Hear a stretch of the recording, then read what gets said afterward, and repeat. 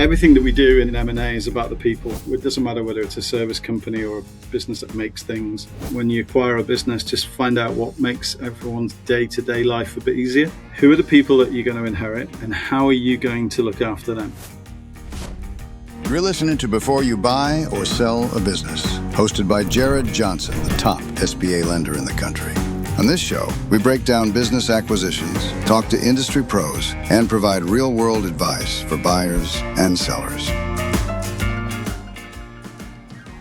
All right, welcome back to Before You Buy or Sell a Business. I'm Jared Johnson. Today, I'm lucky enough to talk with Guy Bartlett. I'm happy to hear what's going on in his neck of the woods and learn more about him. So thanks for coming on. Maybe give us a little background about yourself and how you kind of ended up in this M&A world. Sure. Thanks, Jared. Well, quite accidentally, really.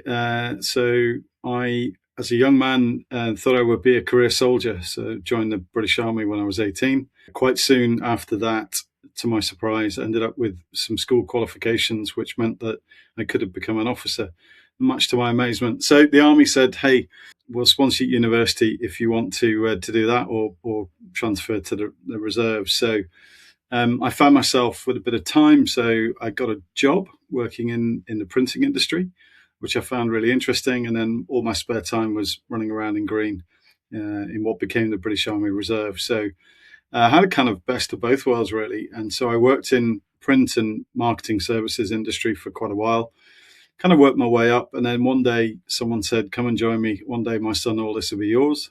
So, okay, that sounds good. Joining that business as pretty much a startup was my first exposure to growing something, under my own steam, and also share sale, because the chap that I joined, we realized that we needed some working capital. I found someone that might invest, and he sold some of his shares. So that was my first transaction back in the late 1990s. Oh, wow. And I really kind of wet my whistle, so to speak, although I concentrated on growing that business first. And then we got to the early 2000s and the business was sort of plateauing somewhat. So I thought if we could acquire our supply chain or some of it, then that would give us access to more clients, so we could cross-sell services and also keep more of the profit in the group. So that was really the start of the journey, I guess. And I think what followed was almost a kind of voyage of discovery, because I didn't know much about M&A at that point. So I just read every book that I could find. There wasn't really much on YouTube back in those days. I'm not sure YouTube existed, to be honest. So I figured out the principles of what are these days called leverage buyouts, using certain types of asset-backed lending, and actually went out and bought a couple of companies in 2006. So that was the start of the journey for myself. Bought another 4 companies, made an absolute ton of mistakes along the way, went through the pain barrier as you do, emerged out of those sort of 6 years up to 2012 with a group of businesses that we again grew organically. But what happened was I had quite a few people come up to me and say, how did you do that? Can you teach me? Can you show me? So I created a book, more as a kind of how-to manual. So it's still a digital book to this day, called Business Magic. It was the idea of creating a deal out of thin air, so to speak, and then ended up founding a coaching club called the Business Buyers Club. So started teaching people how to do it 2014. So 12 years later, we've done about 170 million in transferred revenue, with a whole range of transactions along the way. So from leverage buyouts to equity and debt, all the range you can think of. But the key feature is that they were all in what I call the SME space, so that the sort of founder, owner managed, family type businesses, as opposed to corporate or larger, really. So my world is very much the working with people that have set up and run a business for 30 odd years. The baby boomer, thing was something I started talking about probably 3 or 4 years ago, looking at global demographics and identifying that these people would need an exit of some kind. And I don't know about the States, but the statistics for people successfully taking their business to market and selling in the UK is pretty dismal. Something like 1 in 5 that try to sell only get sold. So work really hard to try to create systems and processes which help sellers to exit, but also help our clients as well. So more latterly, we set up a done for you service that is called separate company called Fidelis Advisory. And we help clients who are really busy. They're running a good business, got lots to do, know that they want to expand by acquisition, but it's the classic thing of where do I start? What do I need? How am I going to do this? Kind of like I was back in the early 2000s, really. So we kind of help shortcut that, and we call ourselves a fractional M&A service. So a bit like a fractional CFO, but just purely focused on that. So that's kind of my background and story, I guess. I'm still an operator of businesses as well. So everything I do, I come at from the angle of what's it like to be an operator, not a corporate finance guy or an accountant or lawyer, but understand obviously their world in depth as well, having done 150 transactions and acquired 13 of my own. Wow. Okay. That's a lot to unpack. I think you touched on quite a few things that I definitely want to talk about. First thing, so you had mentioned at the beginning that you thought you were going to be a career soldier. Yeah. Do you see a direct correlation to what you learned in the military? And obviously, UK, I don't have as much knowledge or understanding compared to the States, but considering that we seem to have each other's back in every war we go to, I'm assuming it's probably Most of the time. fairly similar. Yeah. Yeah. But Yeah, sure. do you see a direct correlation there? My experience in the military. So I started serving at 18. I had to retire as a major in the Army Reserve last year because I reached the end of the time frame that they allow. So I had 42 years of continuous service from regular to reserve. And that gave me really great insights into a whole range of experience, really, from operational through to training. I had various tours as a platoon commander, a company second in command, a company commander, and then worked in what they call the staff, so the kind of brigade level, national headquarters, and so on. So, and also had the privilege of going to the Royal Military Academy Sandhurst, going to School of Infantry, going to Royal School of Military Engineering. So I was originally qualified as a Royal Engineer, and then latterly going to the Staff College. And so each one of those levels and experience, if you like, gave me something that was directly transferable to the business world. So unpicking problems, working under stress. Entrepreneurs notoriously work long hours. So does the military. So you kind of, you sort of absorb that reality and just get on with it.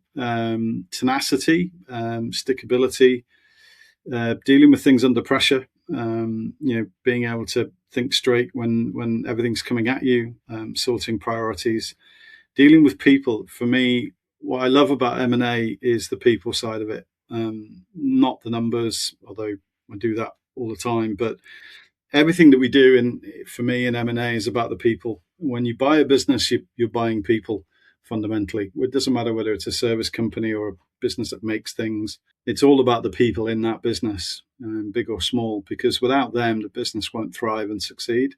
So when you take over, when I took over the two companies that I commanded, so 100 plus people, for example, you're taking over from a man or a woman that's run that company to some degree in their style for the previous 2 to 3 years. So you're coming in and everybody's looking at you going, what's this guy going to be like? What's your plan? How are you going to fit in? And you're reporting upwards. And then I suppose the equivalent in M&A is you're reporting to a bank now, because if you borrowed some money, they've got to be happy. And then you're reporting downwards in the sense that you've got to command and give vision and enthusiasm to the people that you're taking control of. So there are lots of parallels for me between the military and what we do in the world of M&A. And most of all, you have to learn the skill of listening to people, building empathy, understanding what goes on in their world. Some of the simple things that I learned along the way. When you acquire a business, just find out what makes everyone's day-to-day life a bit easier. So we bought one business, and all they really wanted was two screens each for their PC. So and that made a massive difference to the morale. Oh yeah. So it doesn't, these things don't need to be wildly complicated. And I think sometimes there's a temptation to overcomplicate them or rely on, a spreadsheet and think that everything's just going to follow that spreadsheet, because it just isn't. So yeah, those are the kind of things that I think I've learned massively from that military to civilian life. Yeah, that's some great analogies. I think oftentimes people don't completely think about it that way, and I've always been, a huge supporter of veteran business owners. I feel like a lot of what you just covered makes perfect sense. Seem to be a lot more resilient. Obviously, there's Yeah, a lot of skills you learn, like you mentioned, under great stress. And as an entrepreneur, I don't know that there are many days that you're not under stress, no matter yeah, how big the company is or how well it's doing. There's always kind of that thing in the back of your mind that's making you a little nervous. So yeah, I think having the ability to understand how that feels and be able to kind of push through it. And then, of course, like you said, being able to kind of work tirelessly and continue to push yourself forward is another thing that it really takes as an entrepreneur. And then, of course, tying in directly of taking over, a business, it's most likely been run a certain way by the previous, owner, and then now you're taking over. And as someone that uses 3 monitors, I could definitely see why somebody would want to. And it's funny how it's just something so simple like that to yeah, kind of make a difference. But yeah, yeah. The um, trick, the trick is to talk to people, is to ask them. And my experience again is most employees don't ask for crazy things. They're actually fairly humble and realistic. They're not going to expect the boss to go and buy them an all singing or dancing something. So that ability to listen is really important. And you're right. The big change is culture. mhm, In my experience, you're taking on somebody else's culture, and due diligence is great. And you'll ask all the questions and check all the contracts and all of those things. But it's hard to do due diligence on culture, mhm. because that's somebody else's culture. And it's difficult very often for business owners to expose their team to the fact that there's a sale going on, for fear of losing them or upsetting them. And then suddenly you turn up and they're all like, "Who's this guy?"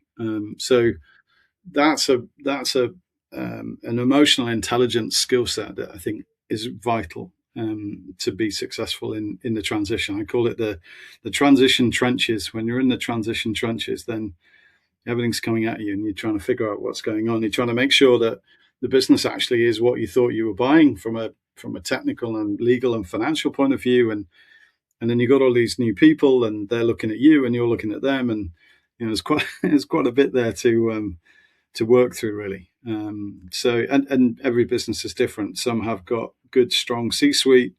Some have got people that kind of look like managers, and others have just got workers, really. So the spectrum is quite wide. Yeah, yeah, it definitely makes sense. So you had covered one thing. You'd said in the UK, there's about maybe 20% of the listings sell, or businesses that come to market sell. Yeah. I don't have the statistics in the US, but I know it's probably fairly similar. Okay, Oftentimes, it's because of the business being overpriced or seller having kind of unrealistic expectations. sure. What have you kind of figured is attributing to that in the UK as well? Yeah, a big thing I've learned over the course of time, Jared, and I spend a large proportion, really, of the early conversations with sellers trying to dig into how much is enough.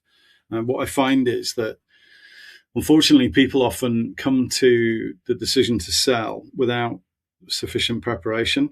Um, they're running their business and something happens. They have a bad day, bad week, bad month, and just think, that's it, I don't want to do it anymore.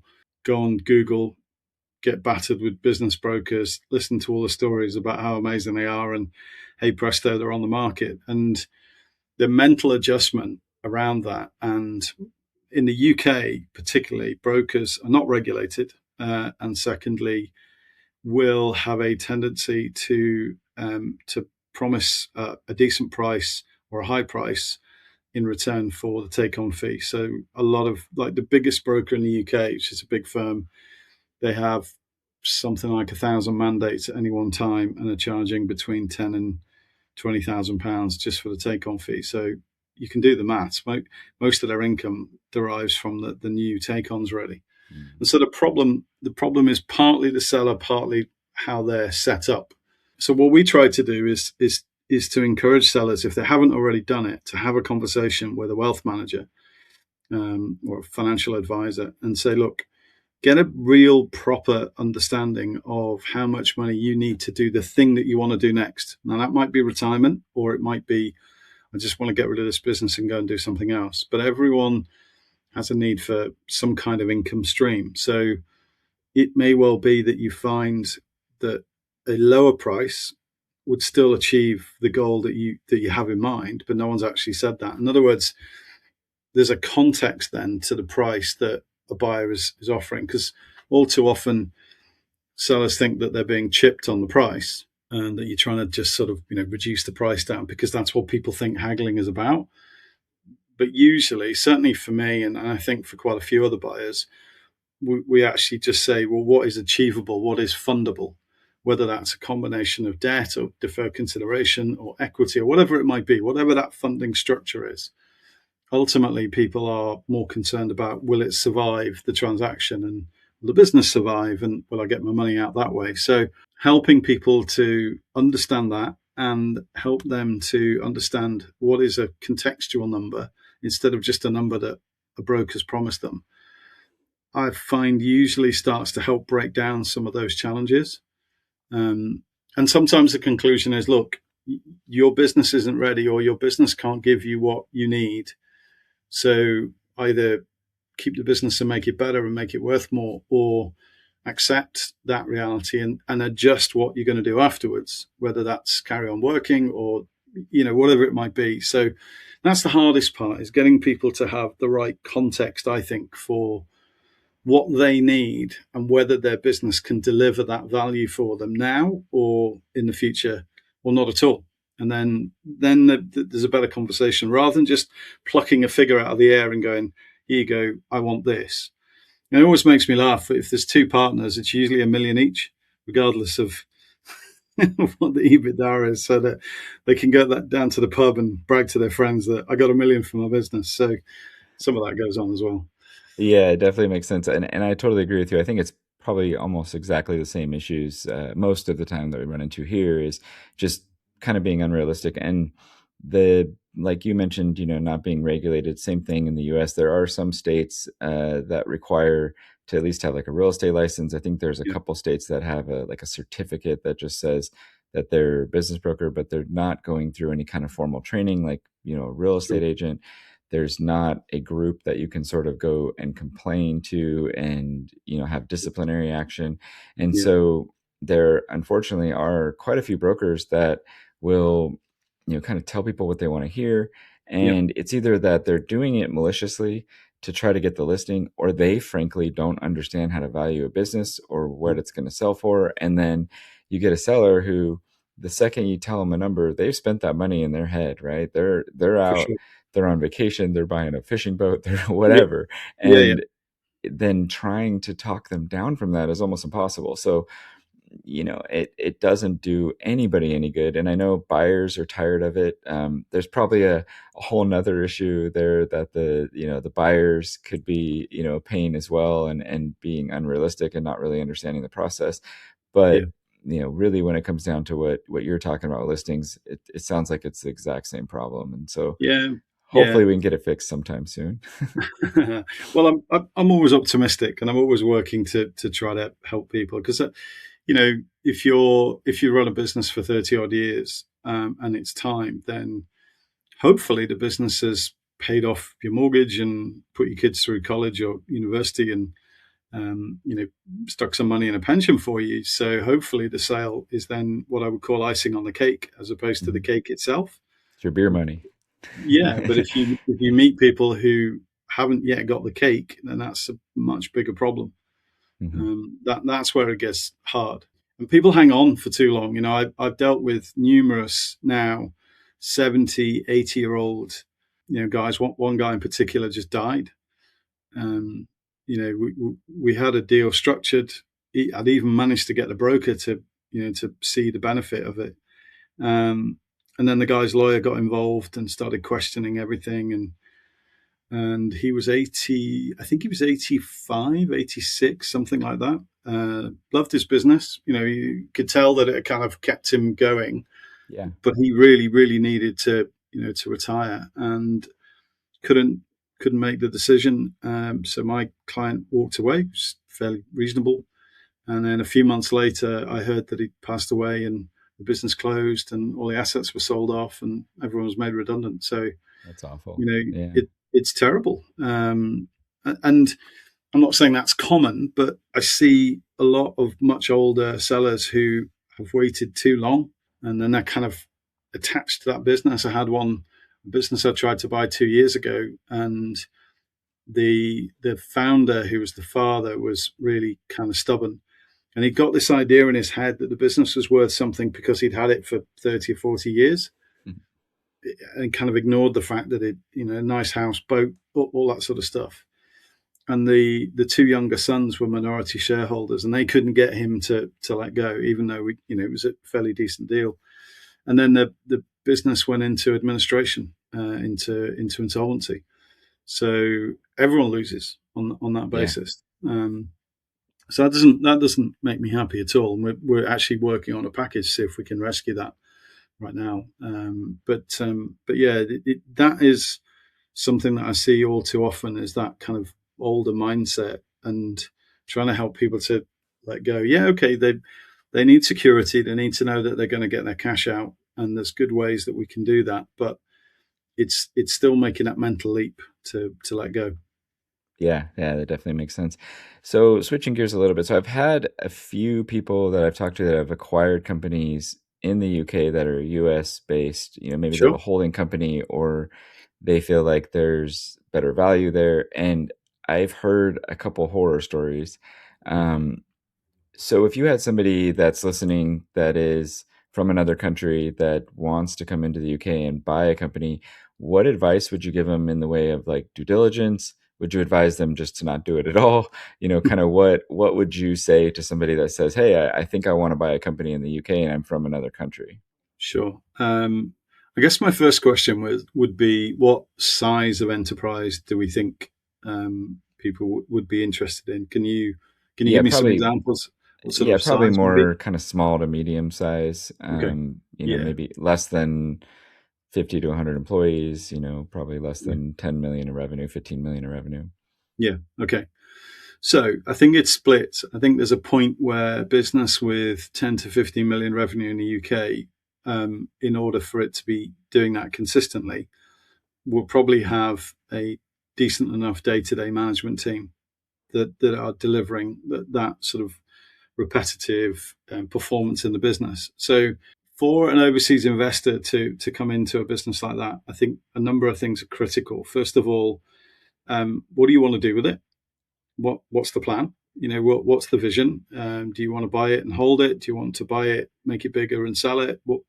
Be clear about what it is that you want to do with that business. And I pretty much say that to everybody anyway, is be really clear about the why, because I've made the mistake in the past of buying companies because I could, not because I should, and then regretting it afterwards. So I always try and encourage everyone to be really clear as you possibly can be about what your motivations are.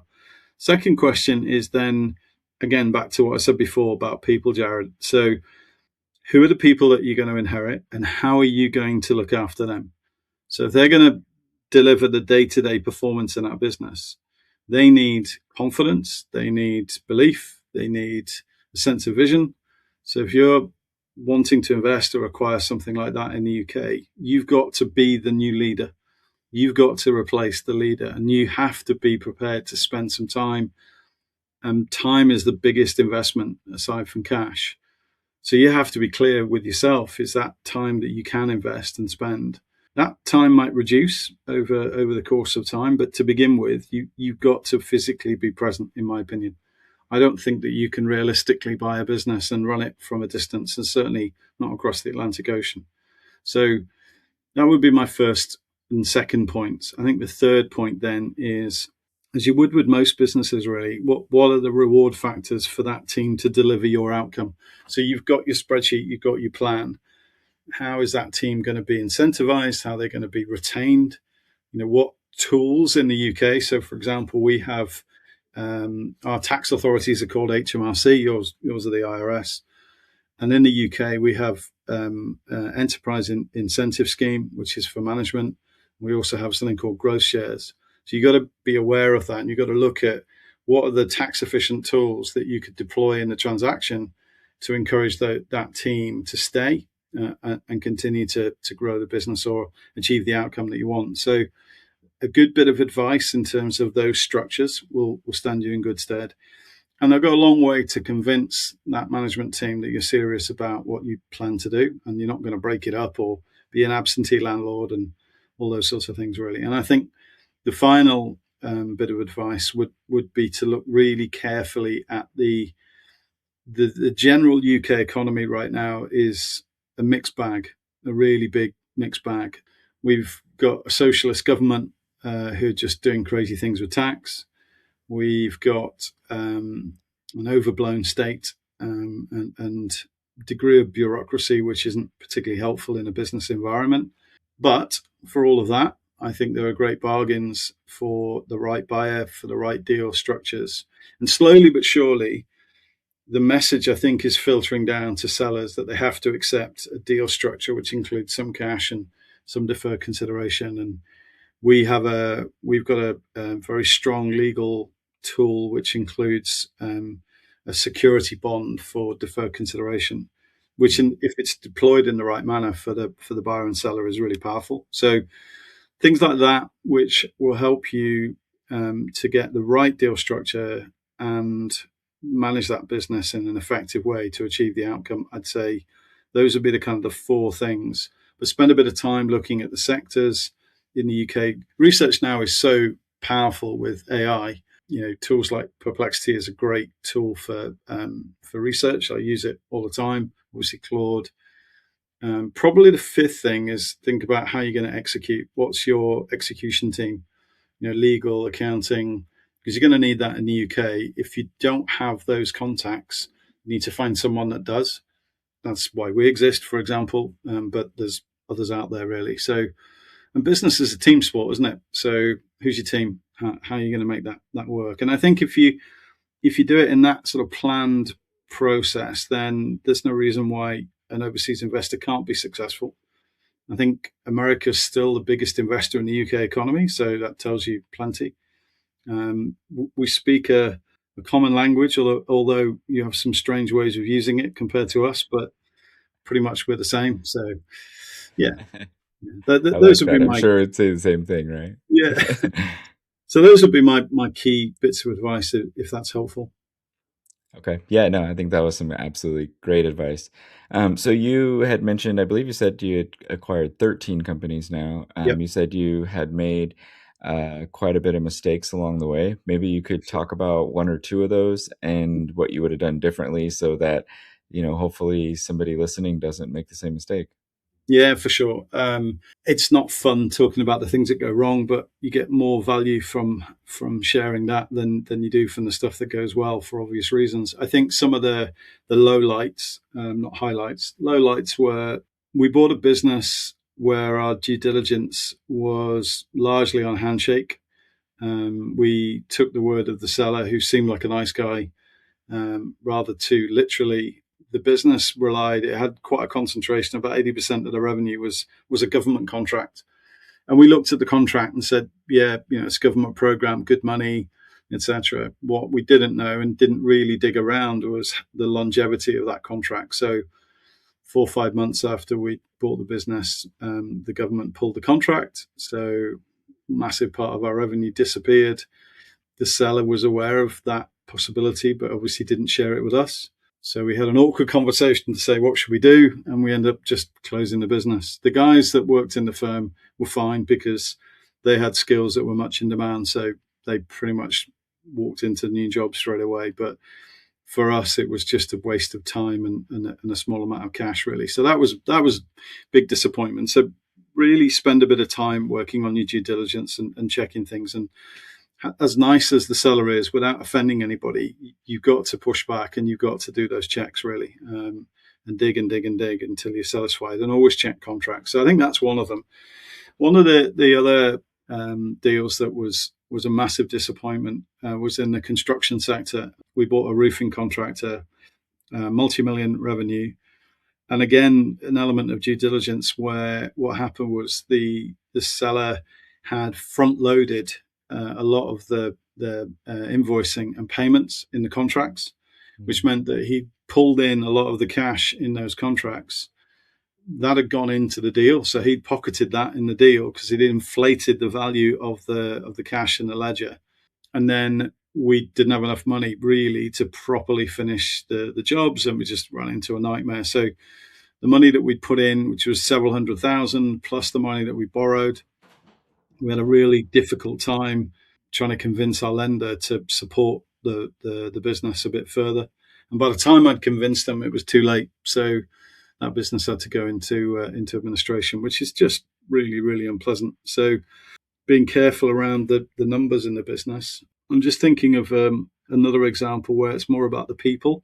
So that people transition that we talked about, Jared, I was approached an electrical contractor where, unbeknownst to me, the two founders had actually fallen out with each other. One had moved to Spain, one was still in the UK.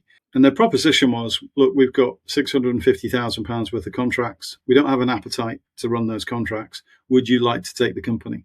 Yeah, okay, that sounds interesting. We actually did the transaction. That was in just before Christmas. We completed by the end of January. We'd put some new funding in place. And then I found that the general manager didn't like us and walked out. Some of the guys left.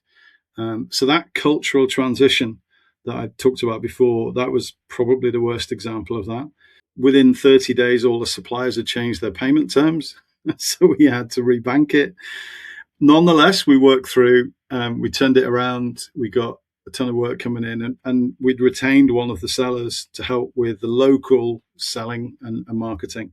And sadly, we picked the wrong one. So Gosh. the guy that nobody really liked, we'd retained. He did a good selling job on us. And so sales started to dwindle. And in the end, the inevitable happened and we had to close it. And, you know, this the frustrating part was the key staff then said to us, oh, you should have got rid of Mike and kept whatever the guy's name was. It was like, great, why didn't you tell me that? And then all the suppliers said, hey, you did a brilliant job. Thank you for paying us off. And I was like, great, what do I got to show for it? So, people are people. So, yeah, it's those are some of the more disappointing examples where those kind of transactions can fall over afterwards, and it's always in the transition. You have that frisson of excitement when you complete the deal. You go, yeah, I've done the deal, bought this company, but that's the easy bit. The hard bit is making it work. Absolutely. And I see, kind of similar issues that we kind of see every day, on transactions. A lot of times where I feel people make mistakes is that they're sort of blinded to, the kind of, red flags in the deal, right? Because a lot of people, they've been searching for so long. They're so excited about a business. They finally have a seller that's willing to kind of even entertain their offer. And they're just like, I don't care what's going on. I'm just so excited to buy this. I've been telling everybody I'm going to buy a business, and then walk in the door. And it's hard because some people like us that have seen where things go wrong, you try to sit there and explain to them like, no, this is something that's wrong, and we don't necessarily have any skin in the game. So it's easier for us to kind of be honest with them and show them the red flags. But they are so invested in finding something that they're willing to just look the other way and kind of take what they can get, and it just doesn't usually end up great. So. I call it deal fever. People get sort of caught up in the excitement of the deal, and the antidote really is it's not that easy, but it is the antidote, and that's having a good pipeline, because the ability to walk away from any deal is the most powerful lever that you can pull. But you can't do that if you don't have options. So I always encourage my clients to have as many on the table as possible, and work on more than one at a time. Don't assume that anything is going to complete. Don't assume that anything is going to be free of red flags. piece of advice I got many years ago from a guy that was very successful. We had that dilemma, what do we go for? And it always stuck with me. He said, look, the right deal will become apparent at the right time. And Yeah. I think he was right. So it's good to have that. And then you're not as emotionally attached to the outcome. It's like you say, it's work through those red flags and decide whether they're deal breakers or not. Yeah, absolutely. I mean, there's never going to be a perfect deal, but No. if you can kind of learn to recognize what's going on, and then again, in negotiations or in finding the right deal, the individual that's willing to walk away usually has the most leverage and can see the best outcome, because you're not emotionally tied to the deal, or you're not, kind of Yeah. dove in head first, and it Yep. doesn't matter what anyone says. You're willing to walk away. You're able to make smarter Yeah. decisions. So. The other piece of advice I would share is, particularly where things might appear to be grinding to a halt and there's a problem, and the advisors step in and the advisors say to the seller, "Oh, you shouldn't do this," and or they're saying it to you. The trick I always try to use is say, "Well, how do we mitigate that problem? How does each side come together?" Because I tend to draw a triangle and I say, "Look, the company is at the top of the triangle. The company's a thing; it's an entity."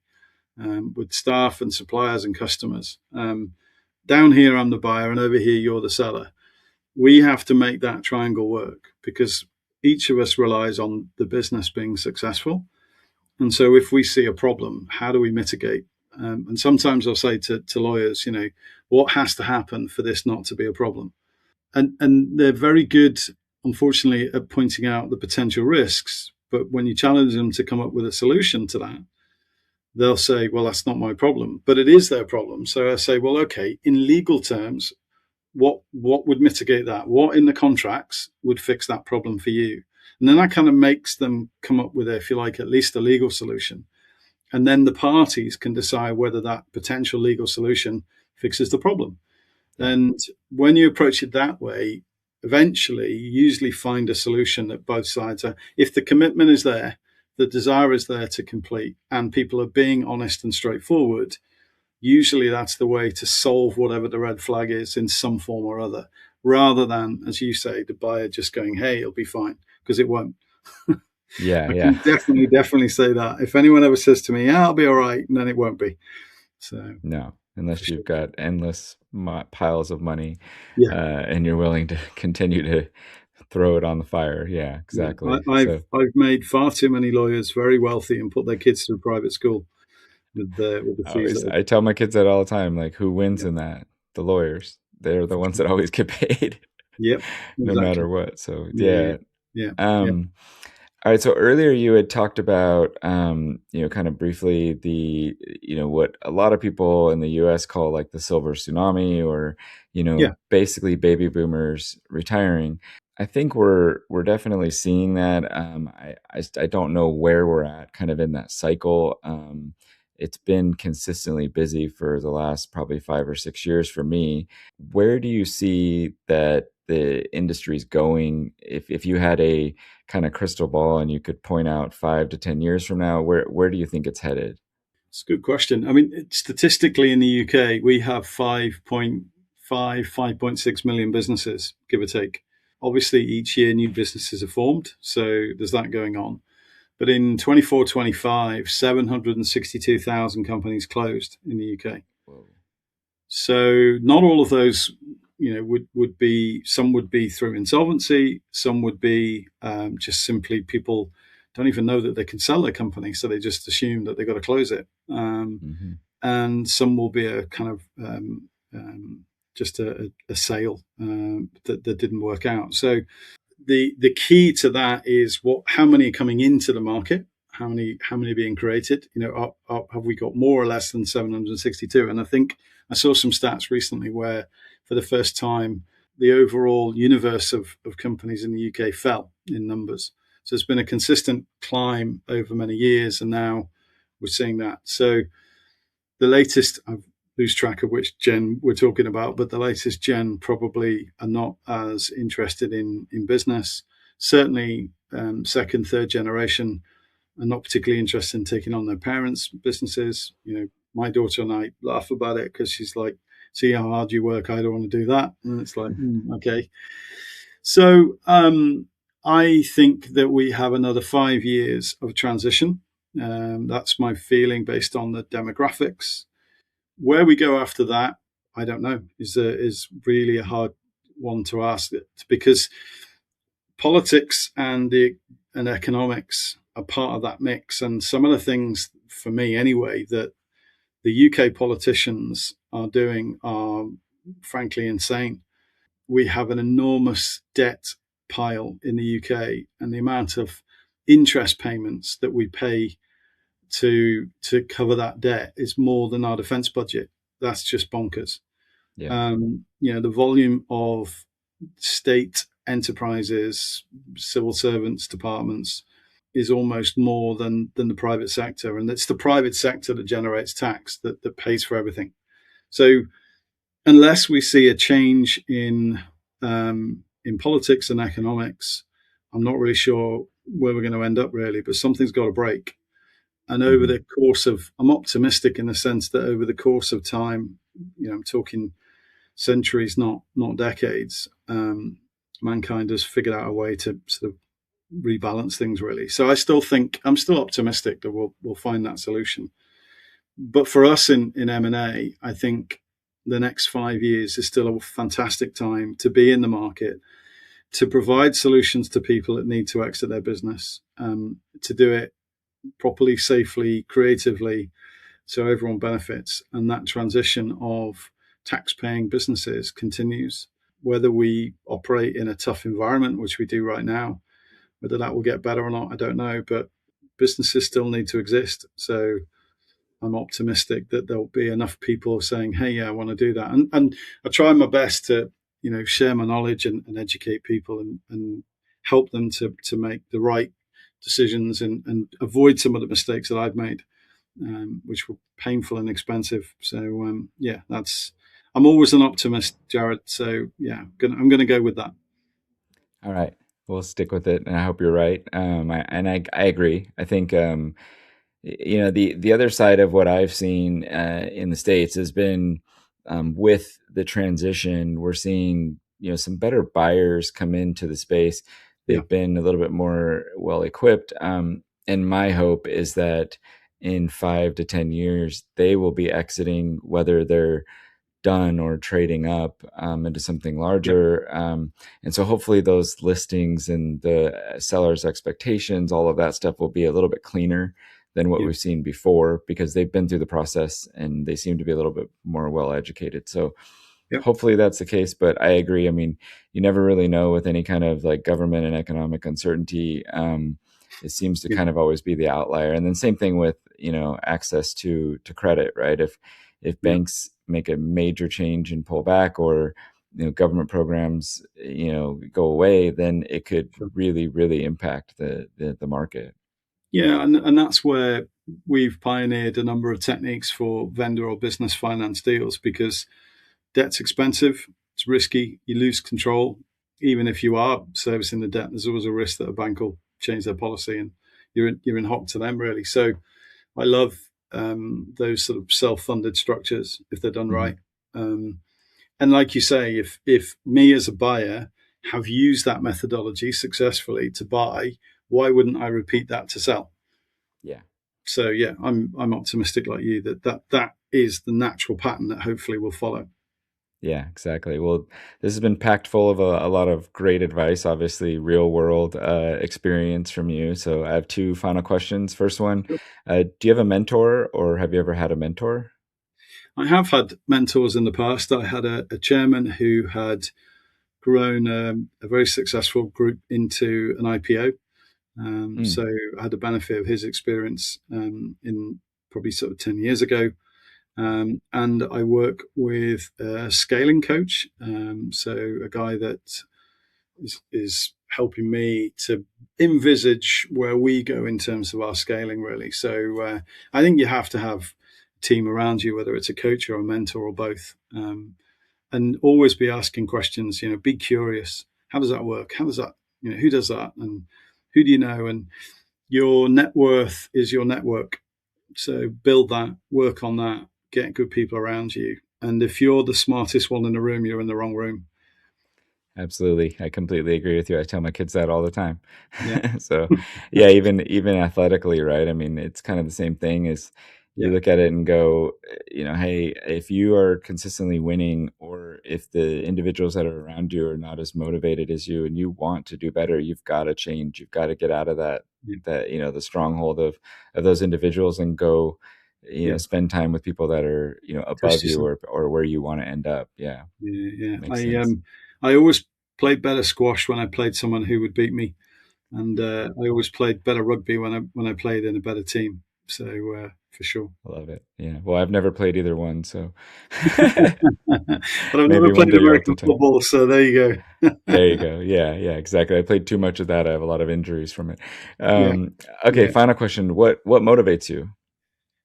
Um, Curiosity. I Mm, love what I do, and I also like helping people. I get a real kick out of helping people to sell a business and put money in their bank and do the next thing that they want to do, and help that business to transition. And I've been privileged to work with a number of clients who I've turned into multimillionaires, and that's a great feeling. I genuinely, enjoy it, and obviously my own motivation for my family. So it comes back to that people piece, I guess. But those are my motivations. yeah, I love that. It makes sense. Definitely keeps you going. You got to enjoy what you're doing at the end of the day, right? So, Yeah, for sure. okay, where can people find you? So I have a YouTube channel. Find me on YouTube, and our website is fidelisadvisory.uk with a hyphen in the middle. Fidelis-advisory.uk. So yeah, look me up on there. But lots of videos on YouTube explaining what we do, etc. So Awesome. Well, thanks for coming on. I really appreciate it. And, thanks, hopefully Jared. people have learned a lot from you. Obviously there's always something to learn from mistakes, and I appreciate you talking about yours. Not everybody wants to do it. So Yeah, hopefully some people will reach out, and, we can talk again sometime soon. Thanks. look forward to it. Thank you. We're partnering with a community college in Tarrant County, and we're focused on getting people together that are looking to buy businesses. So we'll get people together to either discover acquiring a business, or maybe they're already in the process of looking, or they may have recently acquired a business. So our hope is to get those people together, have some great conversations, and continue to hone the craft and get better and better at buying businesses. Come check it out. It's Acquire Fort Worth. You can find it on my website. Feel free to reach out to me if you have any questions. We'll be updating those events as they come together. So hopefully we'll see you soon there. And again, thank you for stopping by. I hope that this has been fruitful for you, and I wish you all the luck as you look for a business in the future. Thank you all for listening to Before You Buy or Sell a Business. If you found value in this episode, please follow the show, leave a positive review, and share it with someone. For more information, check out jaredwjohnson.com. We'll see you all next time.